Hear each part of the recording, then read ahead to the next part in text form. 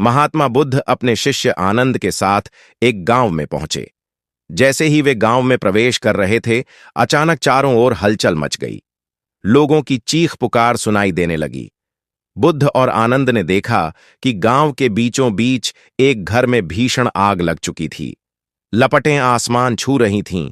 लोग घबराकर पानी डालने की कोशिश कर रहे थे, लेकिन आग इतनी तेज थी कि कोई भी उसे काबू में नहीं कर पा रहा था। आनंद यह देखकर घबरा गए और बोले, भगवान, यह बहुत भयानक है, हमें इनकी मदद करनी चाहिए।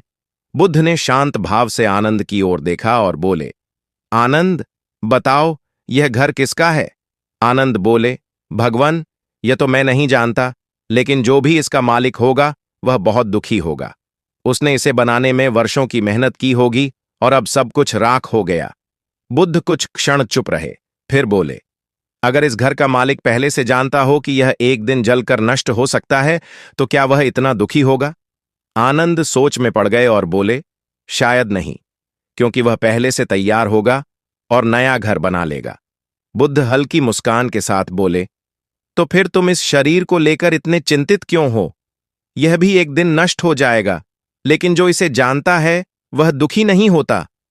इतने में घर का मालिक, जो अब पूरी तरह से टूट चुका था, बुद्ध के पास आया और रोते हुए बोला, भगवान, मेरा सब कुछ जलकर राख हो गया, मैं अब क्या करूं? बुद्ध ने उसकी ओर देखा और शांत स्वर में बोले, क्या तुमने पहले कभी सोचा था कि यह घर हमेशा रहेगा? वह व्यक्ति कुछ नहीं बोला। बुद्ध ने आगे कहा, इस दुनिया में कुछ भी स्थायी नहीं है। हर वस्तु, हर रिश्ता, हर सुख दुख नष्ट होने के लिए ही आता है, लेकिन इंसान इसे समझ नहीं पाता और इसी मोह में दुखी होता रहता है। गांव वाले भी यह सुन रहे थे।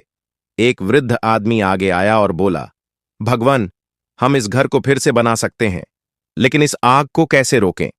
बुद्ध बोले, यह तो बाहर की आग है, लेकिन असली आग भीतर जलती है। क्रोध, मोह और अज्ञान की आग सबसे खतरनाक होती है। यह मनुष्य के भीतर जलती है और उसे जीवन भर दुखी रखती है। जब तक यह आग जलती रहेगी, सुख की कोई संभावना नहीं है। एक युवक ने पूछा, तो हम इस आग को कैसे बुझा सकते हैं? बुद्ध बोले, ज्ञान और समझ से। जैसे पानी इस आग को बुझा सकता है, वैसे ही सच्चा ज्ञान और ध्यान अंदर की आग को शांत कर सकता है। जिस दिन तुम यह समझ जाओगे कि जीवन में हर चीज अस्थायी है, उसी दिन तुम सच्ची शांति पालोगे। गांव के लोग अब गहरे विचार में थे।